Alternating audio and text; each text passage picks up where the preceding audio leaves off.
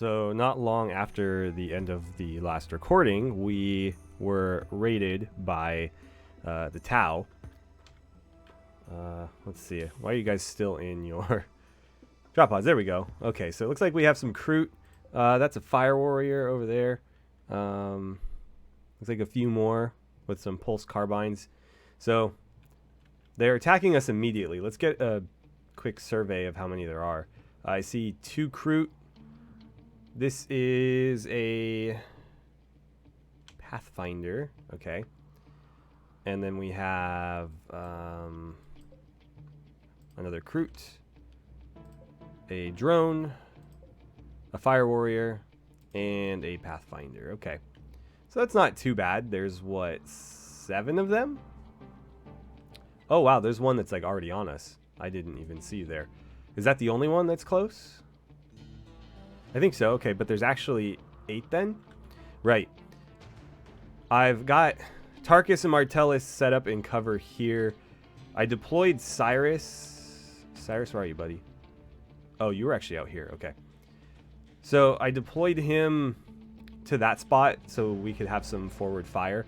And these two are kind of waiting in ambush so that when they run up to get into shooting range, we can actually jump out and pull them into melee, because everybody knows that the Tau hate melee. So I think Thule is going to catch him. Oh, wow. You just wrecked that guy with your bolt pistol. Oh, I did not expect him to go down so quickly. Are you just dead? Pretty much. Yeah.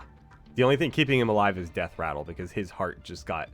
Well, his entire center of mass basically just got turned inside out by that bolt pistol. Jeez. Oh, man. I'm kind of looking forward to the carnage that will ensue from this playthrough. Cyrus, what does your range look like? Okay, yeah, so they're going to be pretty hard pressed to do anything without you being able to take some shots. Nice. That was a beautiful shot on the move, too. Okay, so he's already down. I'll let you continue to kind of pick them off. Man, he is deadly accurate with that thing. Alright, so he's taking fire now. But he did just wing somebody in the arm there. Fire where? Oh, this thing's on fire? I might need to deconstruct this. So I guess if they're gonna stay there, let's move you two up. The alternative is we pull back, but I think they're gonna be pretty content to sit there and smash our stuff, so yeah. And let's actually get you two running over here.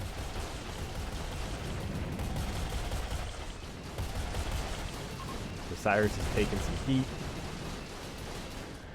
But let's see, that's already dealt with. Can I get you to put that fire out maybe? And then I need you to go melee attack the Crute there. Alright. Is that raid done? So everybody's up here. Let me pan out. I'm not seeing any red blips anywhere else, so I believe that is all of them. Right, so Thule, go ahead and put that fire out if you don't mind. That Crute is dead. Let's see, the fire is out. We'll have Martellus probably repair this. But I'm a bit tempted to just deconstruct it, because we should get some plasteel back, which we can use for like maybe a turret or something. Are any of you still alive? Dead and dead. So Gordian, if you wouldn't mind, finish off that Crute Warrior and finish off that one too. I think this guy's still alive. Martellus, you can get back to business. Cyrus, go rest up, and we'll have Gordian take a look at you when he's available. And then if you could finish off that guy, that'd be great. So despite being outnumbered about 2-1 there, I think that went really, really well. Thule, come back. I didn't realize there was more people in need of finishing off. So I don't think we're going to try to eat these guys. Yeah, that might be a little weird. but we'll see. You know, actually, it's kind of tempting. Gordian, you can get back to business. So, we should be able to butcher them into Tau meat, and the Space Marines are really not going to mind eating it. I'd prefer to put it through like a nutrient paste dispenser or something, but... Wait, are you not set to prioritize doctoring? Okay, you are, so why aren't you doing it? Let's see, how badly beat up are you? Just some light plasma burns, it looks like. Nothing too serious. Nothing really justifying medicine, even. So, Gordian, do you think you could... Yeah, go tend to him, please. I think the reason he didn't do it immediately is because Thule is cheering him up. And that kind of, like, locks him into that interaction until it's finished. Thule, come on. I need you to free up Cyrus. So, yeah, please tend to him. Again, don't need medicine. Whoa, what is this heresy? We cannot have these here. Yeah, I should have forbid them. That's my bad. I think a lot of them were. I probably just missed the few that weren't. God, the gun drone got dropped, like, before we even saw it take action. I think Cyrus just sniped it. I'm going to allow that. And, yeah, let's throw down a butcher spot. Actually, is this a butcher table? It is. Perfect. So, we should be able to... Let's see. Xenos corpses, Tau corpses. Yeah. I don't see why not. So, in the lore, the Space Marines might actually have reason to do this because it's kind of older, obscure lore, but one of the abilities of the gene seed implants that the Space Marines have allows them to basically consume the brain of another living being and actually see that being's memories. So rather than having to like interrogate somebody, they could literally just kill them and eat them, and they would basically learn whatever secrets that person was holding. So again, if we were trying to get some intel on our enemies, then it would be perfectly legitimate to eat them. And I don't see any reason why we shouldn't. I don't think they're gonna mind. It's not cannibalism, so yeah, we'll do it. We have plenty of insect meat, but you know, the more food the merrier, right? And we were able to expand the little temporary freezer here, and I was able to basically remove this. I just uninstalled it and then had them make us a little vent here and then reinstalled it. So now it's not like superheating that little chamber there. It's just ambient temperature, and this can actually cool down to, you know, proper freezer temperature, which it was struggling to do before. So how are you looking? Okay, you're all patched up. I don't think any of these will get infected. I was a little bit wary of like wasting medicine on injuries that were so trivial, but I guess we'll see if that was a mistake. All right, Cyrus is finally back on his feet. I think he rested a little bit longer than he needed to.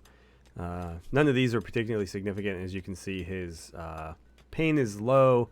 His movement never dropped to even regular human levels. And everything else is doing pretty well, other than his manipulation. So he'll be just fine. But we could use him up and moving again. Oh, I guess he decided to go back to bed. Most of our guys are grabbing the corpses. So we killed every stingwing on the map. And obviously we had the Kroot and Tau corpses too. So we're going to be eating pretty well with all this insect and Tau meat. We've also got this animal fat that we can potentially turn into candles. Not that we really need them. Let's see. Fat. So do we have to convert the animal fat into regular fat, or how does that work? Or is there different types of candles? Okay, so the animal fat is for the hammer candles, which honestly I prefer the look of anyways. And all it requires is 15 of it. These are cheaper. But yeah, okay. So we can make candles. Does that have any benefit? Other than, so this is from the fantasy rim hammer mod. mind you. Do they have a beauty rating? 3. Okay. Versus, like, well, I think these chandeliers actually have quite a bit more. Yeah. So the chandeliers are probably the way to go. Well, we'll see.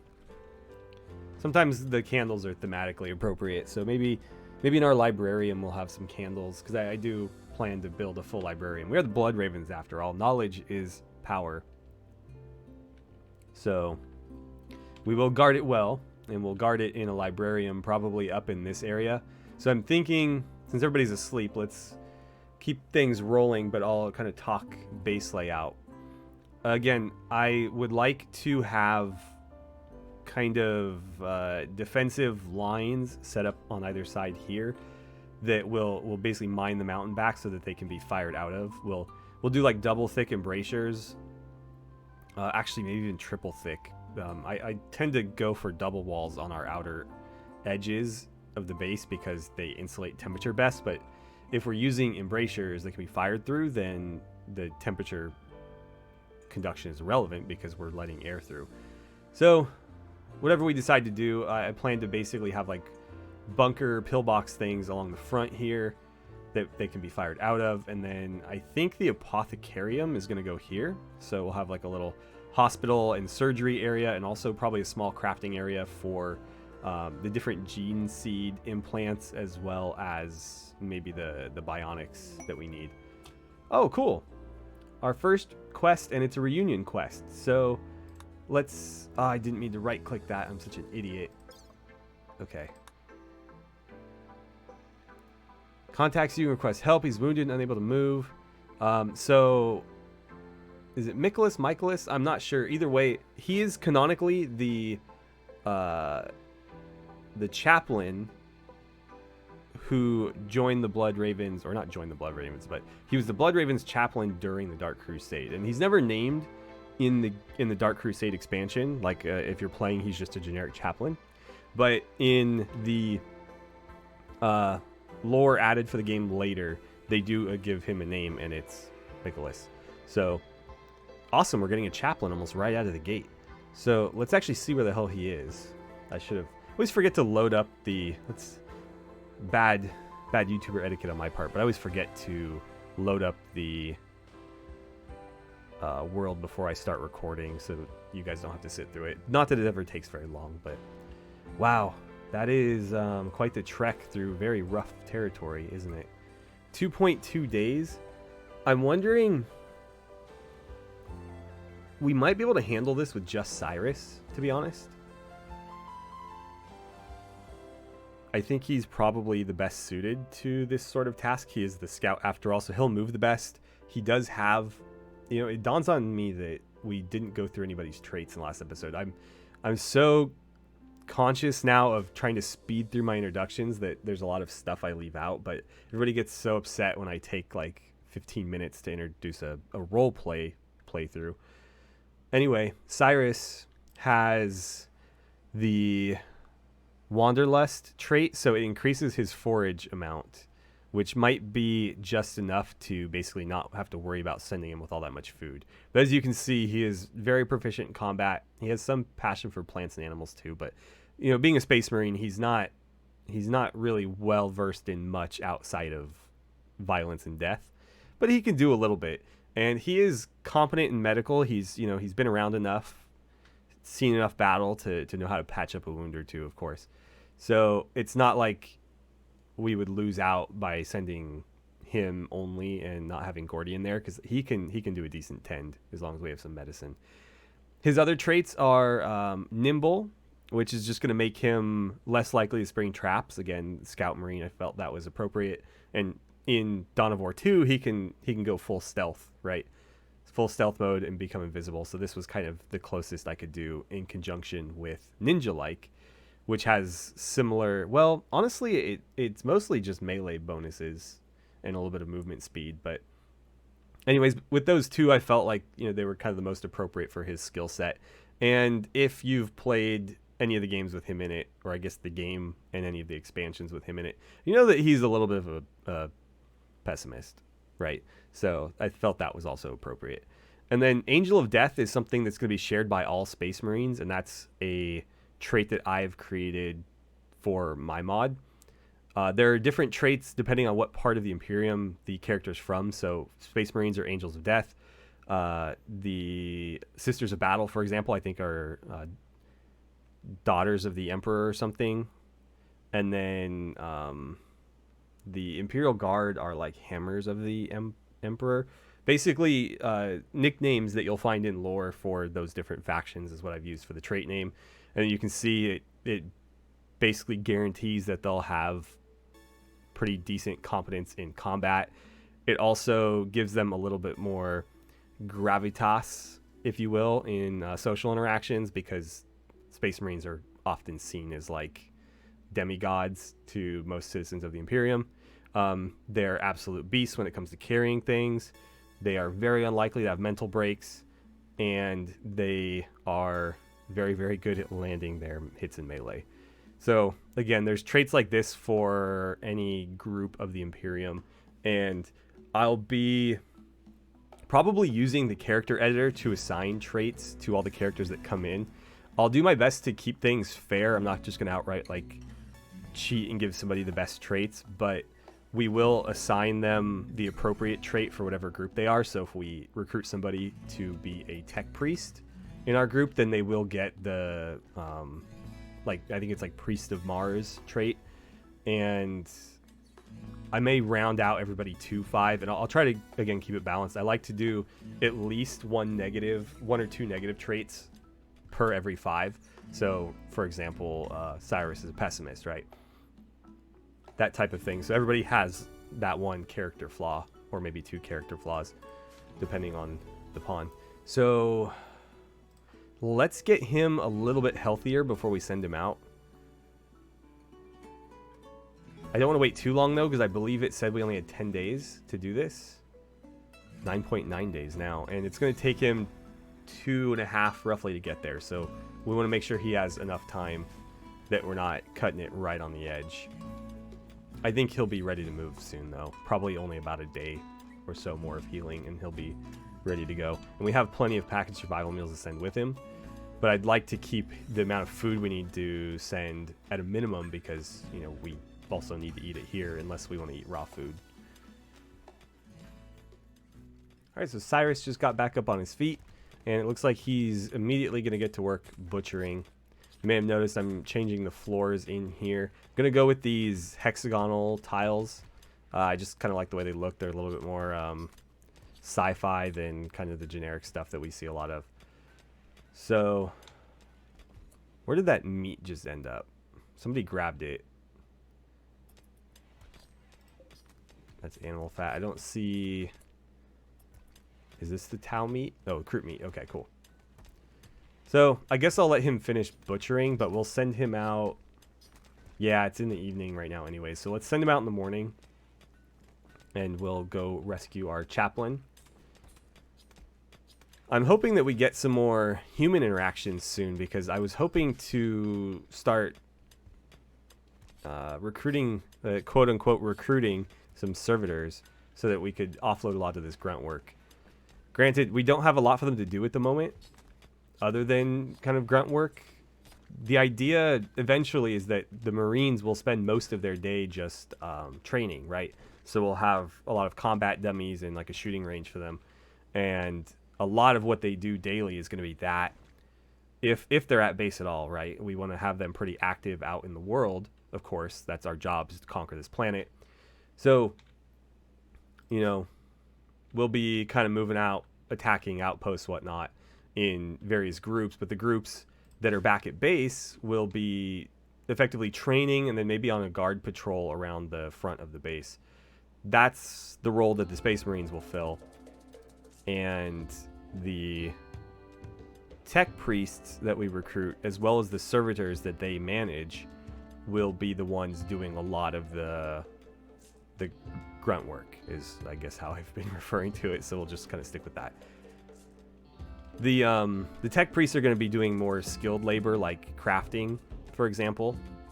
But a lot of this construction that we're doing right now, and you know, cutting stone into chunks, that's all going to be offloaded onto the servitors. And the way I plan to implement servitors is through the prison labor mod. So I'm actually going to leave the servitors as prisoners. That way they're not colonists in any way. They're not going to show up on our hotbar up here. They're just going to be people that do a lot of the work kind of unseen in our base.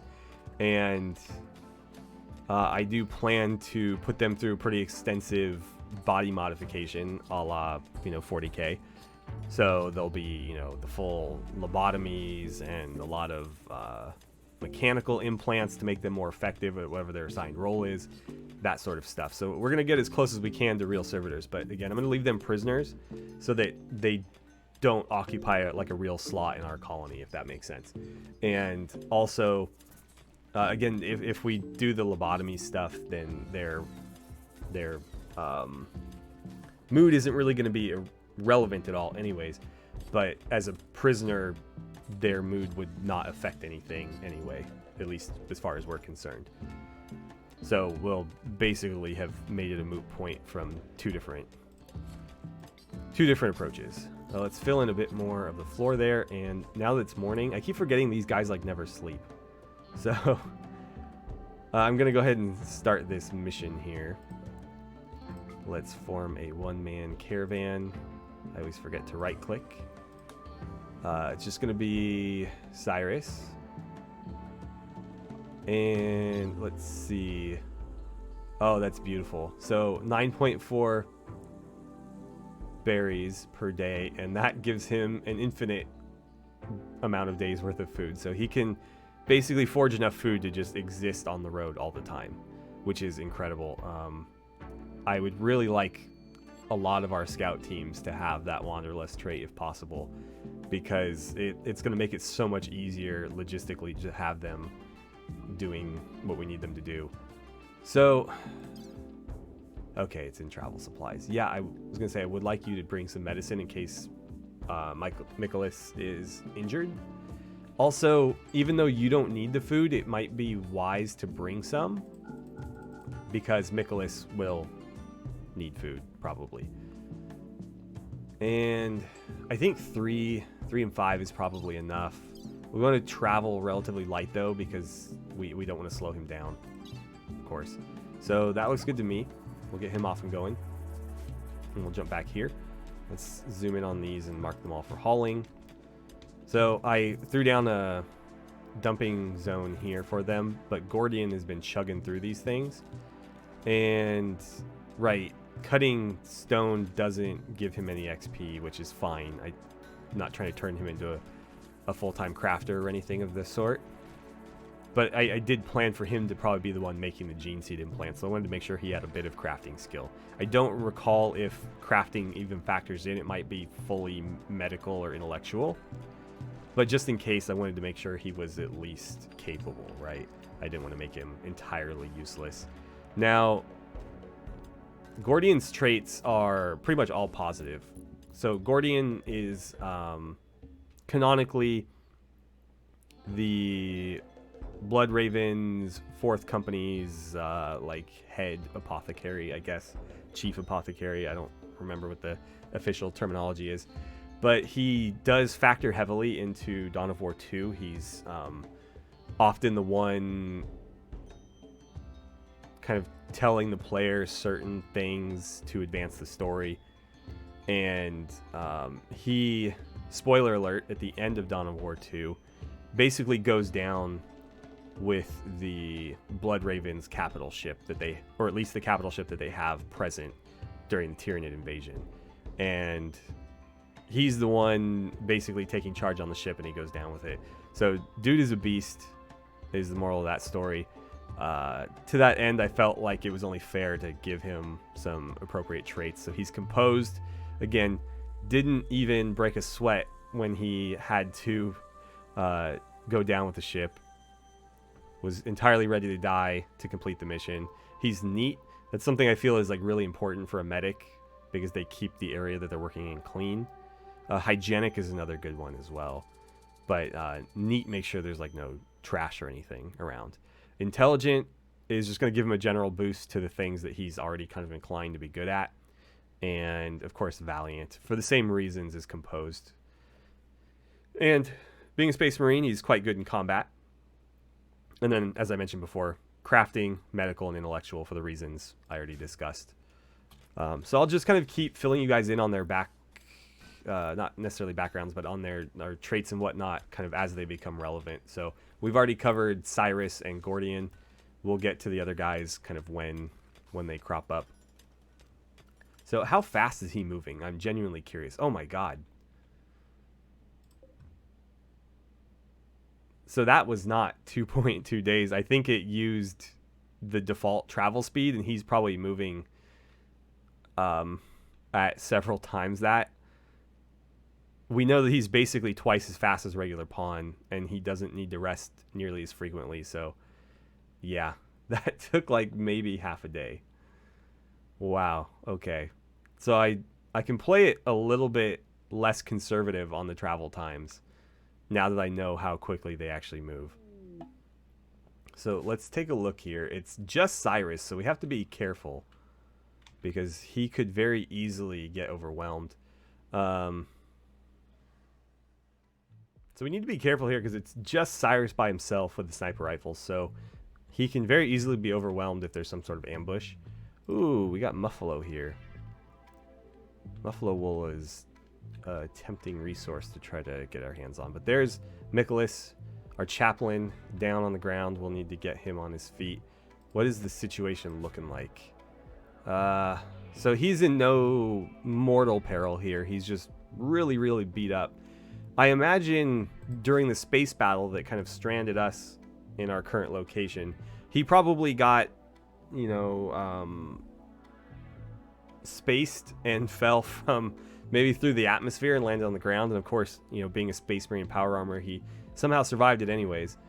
But it definitely, the impact into the ground probably left a large crater, and it seems to have broken several of his bones. So let's see, Cyrus, let's have you very cautiously approach. I think it's probably safer to swing around wide.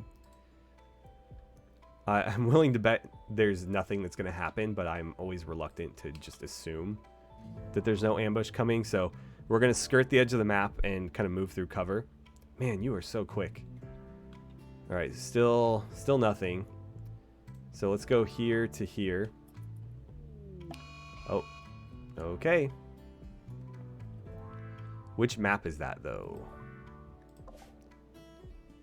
That's on this map. Okay. Well, I'll just mark it for hunting then. Honestly, I don't think a caribou is any real threat to our Marines. I thought that was the sort of trigger on this map, but apparently not. Okay. So why don't you go ahead and... I think stabilize him first, and then we'll offer our help. Hopefully I don't end up regretting that.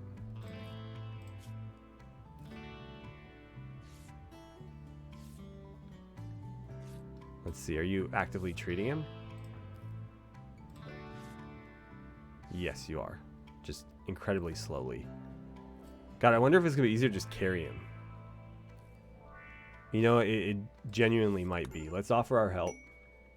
So he's now part of our colony. And he needs rescue. Right.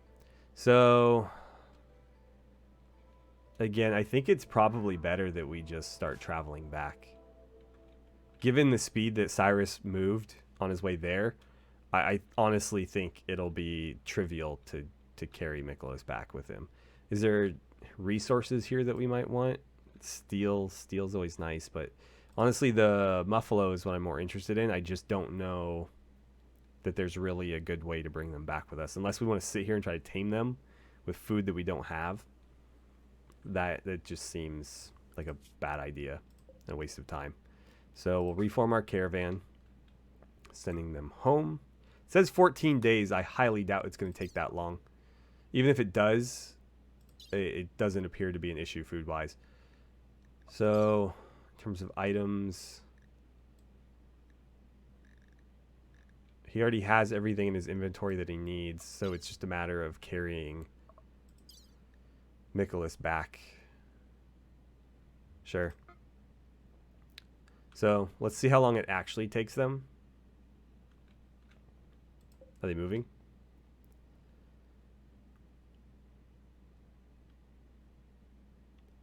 They are, just incredibly slowly.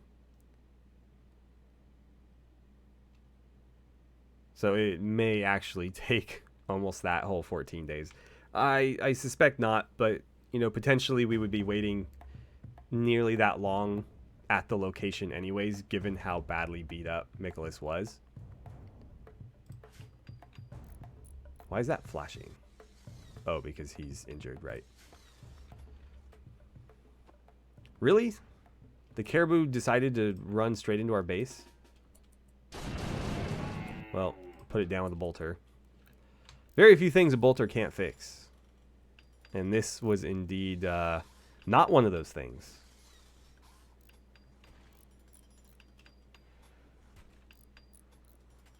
So I need to figure out how I'm going to light this room. It's going to be pretty challenging just given how large the space is. I don't think the chandeliers are going to have quite the reach that we want. But I suppose we can take a look. So it's going to be the large chandelier. We'll build it out of steel. And we can center that correctly. Or correct? No, we can't center it. Oh, that really sucks.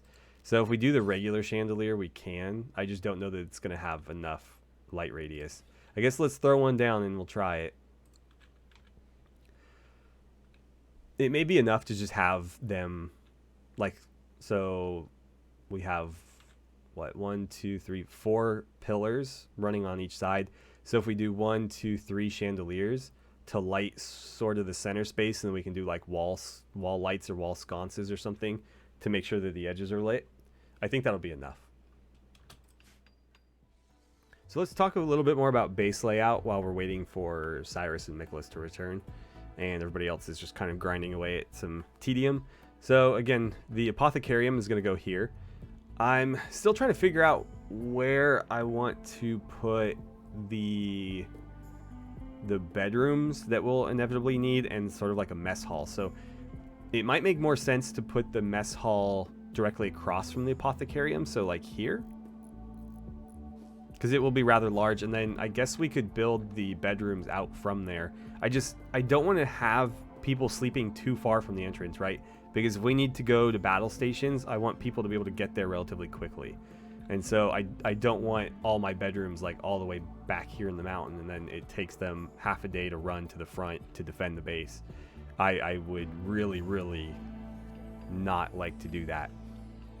So yeah, it's tough because I do plan on having a lot of pawns living in this fortress monastery, and so we are going to need a very large area to house them all. And I do plan on kind of breaking it up a little bit, right? So the apothecaries, for example, can kind of go live over by the apothecarium. The librarians will have their own little rooms sequestered off by the librarium. The high-ranking officers like Thule and his command squad can have their own little area. And the servitors will probably just have like a little closet for them to sleep in wherever they're going to be working. And kind of similar for the tech priest. The tech priest can have a nicer space, of course, but we'll put them sort of in their work area so that there's not a lot of inefficiency in their daily routine. But I'm more concerned about sort of the bulk of our force, the squads of tactical marines. Like, where are we going to put them? If you guys have any ideas, I'm all ears. But one thing I am relatively certain of is at the end of this area here, we're going to have a I want to make it not just a square, so we might kind of cap it with a semicircle at the end or something. But I want to have a shrine to the emperor in a little room for prayer. So that'll be kind of at the end of the room, or end of this hall here. And then branching off to the right of that is where I will put the reliquary. So any rare relic weapons we have that nobody's taking into battle regularly, we can store in there. And then off on the other side, I think, is where the chaplains will be living, because obviously they should be kind of in the shrine area, and that's where people can go to talk to the chaplains for the quote-unquote therapy. You know, making sure their faith in the Emperor isn't shaken and all that. Just keeping morale up in general. So that's all going to happen sort of at the end of this. Now, it doesn't mean that we can't go further north with our buildings. It's just that it's going to have to probably wrap around that. That's not going to be a main thoroughfare. It's going to be sort of like just the end of this main hall area. What else do we need? We're going to need a very large drop pod base so that we can deploy squads efficiently. And I want to, again, keep that somewhere where it's not too difficult to access from the bedrooms in case we do need to deploy in a hurry. As much as I didn't care for Dawn of War Soulstorm, well, I mean, it was fine, right? It was definitely not Dark Crusade. We may borrow some tactics from that, namely the Steel Rain tactic, where when we're defending our base and people are assaulting it from the front, we will have force out here defending it, but we might also just deploy drop pods in behind them so that we can hit the enemy from both sides, especially because we are going to have a lot of melee combatants. And what better way to get our guys into glorious melee combat than to just drop pod them right into the middle of the enemy, right? Actually, I do need to double check that the game will even allow that. It might force me to send the drop pod to another tile. It's been forever since I've really utilized cargo pods. So these are effectively just cargo pods. Whether it will let me launch them onto the same tile or not, I don't remember. Maybe you guys know. Right, so Nicholas is up and on his feet, so it looks like the time to destination is now only 2 days. And that's probably accurate because they are moving considerably slower than what we saw Cyrus doing, where he basically just sprinted up the mountain range. They're definitely not moving anywhere near that pace. But again, they are moving quite a bit faster now. And once he's back and we can get him resting in a bed, it should take almost no time for him to heal. But actually, now that I think about it, we should probably preemptively build him a bed here, shouldn't we? So let's throw that down. And I may even need to, depending on how many more pawns join us in the near future, it might be worth... Oh, I didn't mean to do that. It may be worth moving these just so that we can squeeze one more bed in, right? Because we do potentially have room for one more right here. I just need to actually free up the space.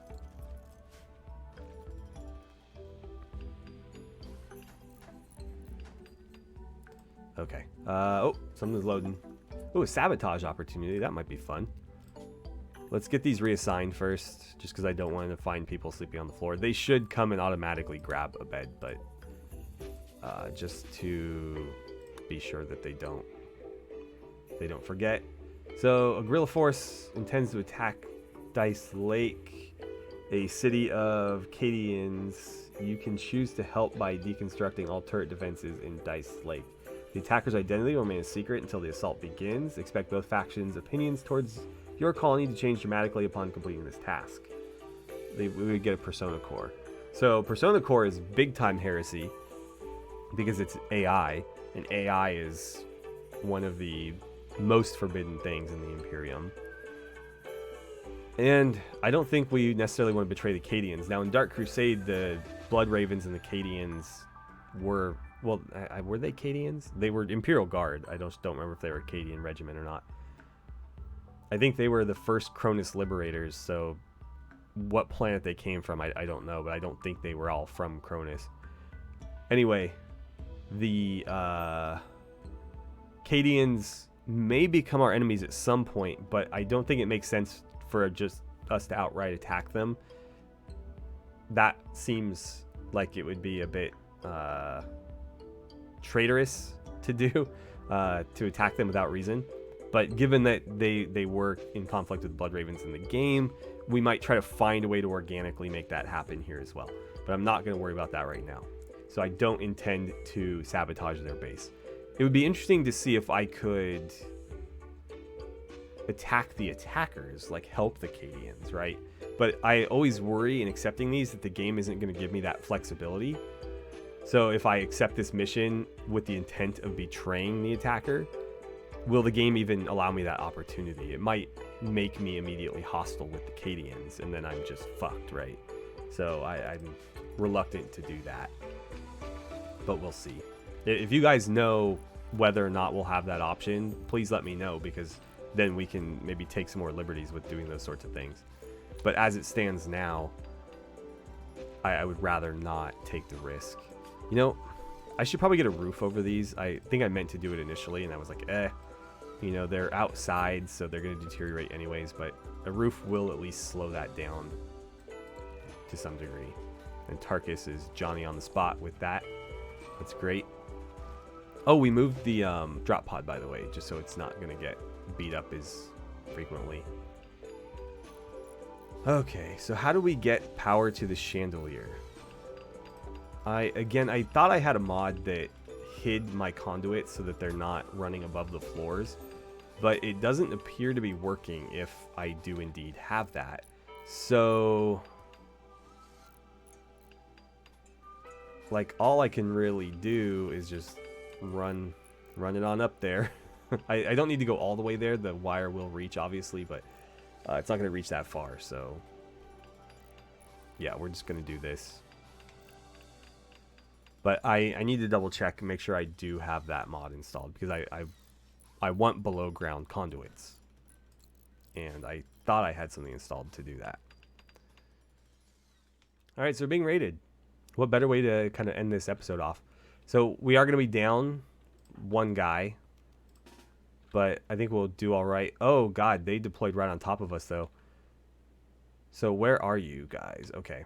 In that case, Gordian, I need you to book it back inside. You're not running away. This is a tactical retreat to get you down the hallway. Thule, I want you here. Tarkus, I'd like you on the corner. And Martellus, let's do the same. And then Gordian, your job is to basically just get over here. And we'll use this as a choke point. So I don't know what faction... Well, I know what faction they're from. They're the Brawny Stompers of the Overfiend. I don't know what race that is. Oh, orcs. Okay. I guess I should have realized when they were called Stompers. But orcs would be Stompas. They don't do the whole ER thing. It's always an A. Are they going to come out? There they go. Oh, look, the little gits. Grots. My bad. I guess the orcs are called gits. But they are, in fact, grots. Thule, get over there. Don't let them bog down Martellus and Tarkus. So this guy smacked up our geothermal generator a bit, and somebody lit our stonecutter table on fire. But otherwise, that is that. They are all dead except for the one that's currently fleeing. And to that end, I think we'll let you three go about your business. Tarkus, I would like for you to go after this guy. I don't know if search and destroy is going to be effective enough. So I'm going to manually hunt this dude down. Martellus, do you think you could fix that before you keep building floors? Let's see. We are gaining on him. Yeah, stop doing the run and gun thing. Let's make sure we gain enough ground first. I guess... Oh, it didn't turn off. But it's fine, because he killed him anyways. Alright, as you were then. Yeah, and let's haul these grots, and I guess the orcs as well, to the freezer after they're dead, and we can make some orc fungus stew or something. We're just storing all sorts of xenos here for later consumption. Hopefully nobody in the Imperium minds. It looks like Cyrus and Nicholas are just under a day and a half out, so they're making good time. They're moving about as fast as the game thought we were going to be moving through there. So, yeah, Cyrus defied all expectation on his way there, but we've come back down to earth on the way home. Who's vomiting? Are you vomiting? That is an awful lot of vomit. Oh, sorry, it's grot blood. They bleed yellow, I guess. Alright, so as we just kind of wait for more tedium to happen, I've drawn up the basic layout for the apothecarium that I think I'm going to go with. I plan on having these double thick walls separating every kind of major area in the base. That way, again, if there is any sort of breach, I believe that I do have infestations on as well. So even though that's not, you know, the insects aren't 40k themed, I out of fairness, every time I build a mountain base, I make sure that I have the insects turned on, infestations turned on, or some sort of alternative, because otherwise it's too easy to just turtle. So infestations should be on. Therefore, I like to have these double thick walls as sort of bulkheads. But inside each sort of facility, there will be just single thick walls. But anyways, this is what the apothecarium is going to look like. So there's a main... Actually, it might be a little bit easier to follow what's going on here if I connect it to the hallway. So this will be sort of the main entry. I plan on having like a really nice surgery center in this big room so that anybody who's being operated on or whatever is here, and you know, people can come visit. These sort of little nodes along this hallway here are for patients who've been treated and are just resting. So each one of these little nodes will have a medical bed in the center with maybe a vitals monitor and some stuff to make people heal faster. But that's where the people who are resting can stay. The main surgery bed is going to be the one over here. And then this is going to be a little crafting area for making, again, bionics, gene seed, things of that nature. And there should be enough room for storage on either side. So we'll probably put the actual bench. This will be a wall here separating it. Maybe not a wall, it can be some sort of divider, but on either side of this divider, there's going to be a 1x3 bench, 1x3 bench. And then I assume that the bottom and the top of the room would mostly be storage for all the different gene seed components, the materials needed to make them. Same for the bionics. Then down here at this end, this is going to be the bedrooms for the apothecaries. I figured we'd probably have at least 2. So, well, Gordian will get 1 bedroom, and then Gordian's apprentice, I guess, will get the other. And most of the Space Marines are going to have probably just a 3x3 room. I think for librarians, chaplains, and command squad, they'll get a 4x3 room, so they'll get a little bit more space. But again, these Space Marines are not really accustomed to getting like super comfortable living quarters, and we're not going to provide them. They'll basically just get, for the basic Marines, or the tactical Marines and those guys, they'll get a 3x3 room with a bed in the center, maybe a single plant pot, and then like a desk and a chair. That's all they get. For the higher ranking guys, will have maybe a little bit more furnishing, but not, again, nothing too crazy. And this hallway here is going to be more storage. I think I'm going to try to put down some cryptosleep caskets in here or something similar, so that we can keep people on ice or in stasis whenever necessary. And for the people who are undergoing the gene seed therapy, I think we're going to keep them on ice for the majority of that process. So they'll basically get woken up, they'll get a few implants, and then they'll get thrown back on ice, and basically repeat until they're ready to join up as an initiate. You know, basically like a scout marine who doesn't have all of his implants, but they have enough to be a capable scout. So For those of you not well versed in the lore, the Scout Marines are generally the initiates. However, that's not true for the sergeants. So Cyrus is a full Space Marine. He has all the implants, including the Black Carapace. He could be a tactical Marine or, you know, an Assault Marine, whatever he so chooses. But he has decided to be a scout to teach other initiates to the Blood Ravens company. So he's a full-fledged Marine, but most of the scouts would not be. The scouts will generally get, or excuse me, the initiates will generally get most of their gene seed implants, but not the last couple. And once they've received the majority of them and they're, you know, effectively superhumans, they will then join the scout companies and get experience. And upon completing that, they'll get their final gene seed implants, which includes the Black Carapace, which lets them interface with the full power armor. Prior to that, as a scout, they wear just standard Carapace armor. Well, I say standard. They wear special Space Marine version of Carapace armor, but Carapace armor is something that's also very, available to like Imperial Guardsmen. Not the standard Guardsmen, mind you. They wear flak armor, but like the Shock Troopers, the Kasserkin, like the sort of more elite troops are wearing a version of Carapace armor. And, oh cool, our beds are done.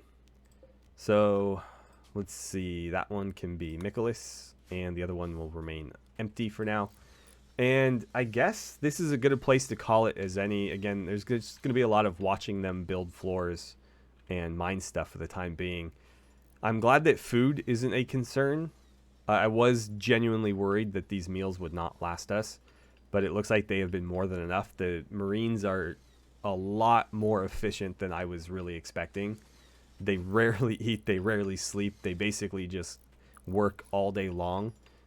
Thul's really the only one that takes breaks to wander. I mean, they all do occasionally, but Thul the most because he isn't really that well equipped for this type of labor currently. He's better at interacting with people, and there's not a lot of interaction to be had right now. So, as I said, it's going to be a lot of watching the tedium. You guys don't need to see that. We will pick back up if I get raided or a new quest happens. I'm hoping the game starts throwing quests at us more frequently. If not, I'd like to do whatever we can to build up a decent-sized force so that we can basically just go out and start being the aggressor here. Right now, I worry that, you know, like even sending two Marines, as lethal as they are, might be a bit underpowered to take on a whole enemy base. So that's probably not a very good idea. But if we can send a squad of like 5, I think that might be enough. Or at least enough to test the waters, right? We can send them in, let them skirmish, and if it looks like they're not going to be able to take down everybody there, then we can pull them back. But I'd like to at least have like a full squad of 5 before we start trying that. So that would basically vacate our base if we attempted it with our current manpower. So as I said, we need to start recruiting as much as possible. Now, I did mention blood trials before. I just noticed that it says it's September, but it also says it's spring. That's kind of weird. Oh, I guess it's just always spring in this area. Okay. Right, anyway. I mentioned blood trials. I'm not going to allow us to hold blood trials until we have like a proper area to do it. So we need to build like a little arena or something. It doesn't have to be here. I'm just kind of pointing things out. Maybe here. That'd be a cool place for it, actually. So we'll have some sort of pit, like a sand pit with some places for the veteran Marines to watch. And then I'll basically spawn in a bunch of tribals, set them to berserk, and whoever survives gets to join, type of thing. But I'm, again, not going to allow us to do that until we have the facility built for it. And I need to basically pick a time that it's going to happen every year, because we only get one a year is going to be my rule. And I think it should happen in the summer. For whatever reason, I think the summer makes the most sense. Therefore, I guess like we could do the 1st of Juggist every year, or maybe the last day in April, May. Either way, we have plenty of time to plan it out. But that's kind of my thought on that. So we won't be able to take advantage of that for a while, is I guess ultimately the point there. Anyway, if you have any thoughts on that, feel free to let me know in the comments below. If you have any ideas about base design, throw those my way as well. We'll go ahead and drop it here for now and pick back up again when we have something a little bit more eventful happening. So with that, thank you so much for watching. I am very excited to be playing some 40k themed Rimworld for you once more. The Guardsman Let's Play was a whole lot of fun back in the day, and so I'm hoping this ends up being just as much fun, if not more so. But anyways, thank you again for watching, and I look forward to seeing you guys back here for the next episode.